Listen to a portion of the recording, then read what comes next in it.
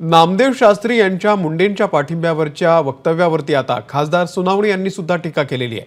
संत झाले असते तर भान संत असं म्हणत बजरंग सोनावणे यांनी टीका केलेली आहे। नामदेव शास्त्रींनी असं का वक्तव्य केलं हे माहीत नाही असं सुद्धा सोनावणे यांनी म्हटलंय। आदरणीय नामदेव शास्त्रींनी काय बोलावा काय त्यांना म्हणावा हा सर्वस्वी अधिकार त्यांचा आहे। त्याच्यामुळे मी त्याच्यावर काही टीका टिप्पणी करण्यापेक्षा त्यांनी त्यांना पाठिंबा दिला आहे तर पहिल्यापासून भगवानगडाचा त्यांना पाठिंबा आहे असं त्यांनी वारंवार सांगितलेलं आहे। त्याच्यामुळे भगवानगड त्यांच्या पाठीशी उभा असेल तर ते कुणीतरी त्यांना आता काय झालंय की यांना भगवानगडाचा आधार आदरणीय आमच्या साहेबांना का घ्यावा लागतोय मला कळत नाही। आता त्यांना असं वाटायला लागलंय का की आता आमचा पक्ष म्हणजे आमचा त्यांचा पक्ष त्यांचे नेते त्यांचं सरकार त्यांच्या बाजून कुठं बाजूला जात आहे असं वाटायला म्हणून भगवानगडाकडे येईल का माहीत नाही मला।